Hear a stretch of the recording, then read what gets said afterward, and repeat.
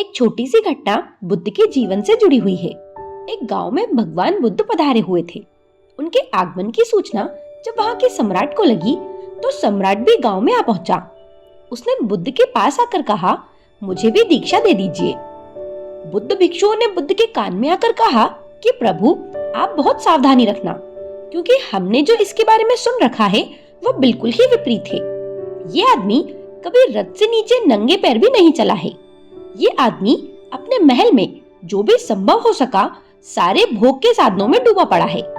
ये आदमी सीढ़ियों पर चढ़ता है तो सीढ़ियों के किनारे रेलिंग की जगह पर नंगी स्त्रियों को खड़ा करता है। उनके कंधों पर हाथ रखकर ही ये आगे बढ़ता है। इससे जरा सावधान रहिएगा। शराब और स्त्री, इसके अतिरिक्त इसकी जिंदगी में कभी कुछ नहीं आया है। और ये आज अचानक भिक्षु होने और त्यागी बनने, तपश्चर्या का व्रत लेने की बातें कर रहा है। कहीं आपको बीच में धोखा ना दे जाए। बुद्ध ने कहा, जितना मैं आदमियों के व्यवहार को जानता हूँ, मुझे लगता है ये आदमी धोखा नहीं देगा।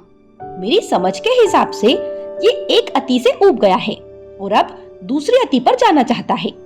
एक एक्सट्रीम से ऊब गया है और अब दूसरे एक्सट्रीम पर जा रहा है।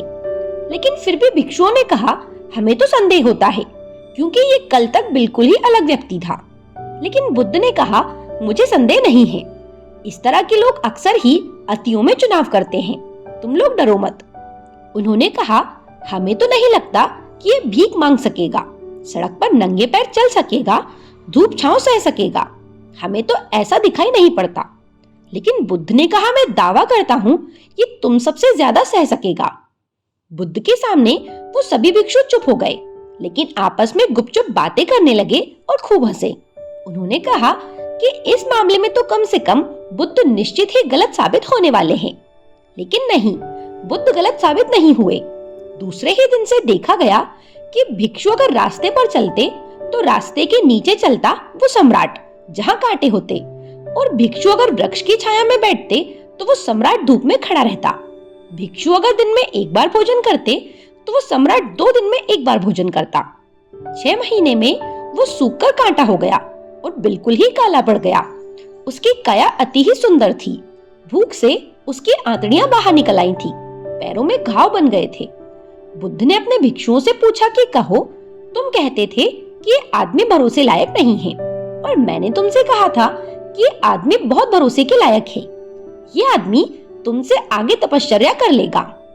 तब उन भिक्षुओं ने कहा, हम हैरान हैं कि आपने उसे कैसे पहचाना। बुद्ध ने कहा, अहंकार सदा एक अति से दूसरी अति चुन लेता है। वो बीच में नहीं रुक सकता।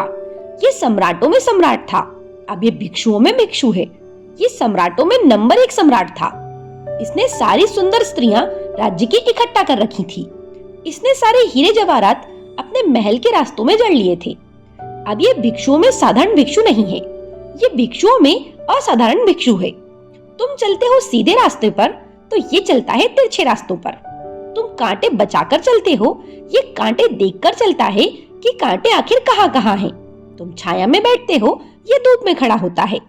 ये कहीं भी रहे, ये रहेगा हमेशा नंबर 1 पर ही, क्योंकि ये सबसे पहले रहने की आदत इसके खून में है, इसके जहन में है।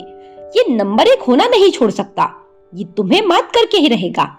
जब इसने सम्राटों को मात किया तो तुम भिखारियों को कैसे मात नहीं करेगा। अहंकार हमेशा अति का चुनाव करता है। फिर एक शाम को बुद्ध सम्राट के पास गए। रुग्ण बीमार सा वो राह के किनारे पर पड़ा हुआ था। बुद्ध ने उससे कहा, मैं एक बात पूछना चाहता हूँ। मैंने सुना है जब तुम सम्राट थे तो वीणा बजाने में बहुत कुशल थे। अब मैं तुमसे ये पूछने आया हूँ कि वीणा के तार अगर बहुत कसे हुए हों तो क्या संगीत पैदा हो सकता है। उसने कहा, नहीं, संगीत कैसे पैदा होगा, तार तो टूट जाएंगे। और बुद्ध ने कहा, अगर उन तारों को बहुत ढीला कर दिया जाए तब क्या संगीत पैदा हो सकता है। उस सम्राट ने कहा कि नहीं, बहुत ढीले अगर तार हों तो टंकार ही पैदा नहीं होगी, तो फिर संगीत पैदा कैसे हो सकता है। बुद्ध ने कहा, बस अब मैं चलता हूँ। एक बात और तुमसे कह जाऊं कि जो वीणा के तारों का नियम है, ना बहुत ढीले ना बहुत कसे, अर्थात ना तो कसे और ना ढीले, बीच में कहीं, जहाँ ना तो ये कहा जा सके कि तार कसे हुए हैं और न ही ये कहा जा सके कि तार ढीले हैं। ठीक मध्य में जब तार होते हैं तभी संगीत पैदा होता है। जीवन की वीणा का भी नियम यही है।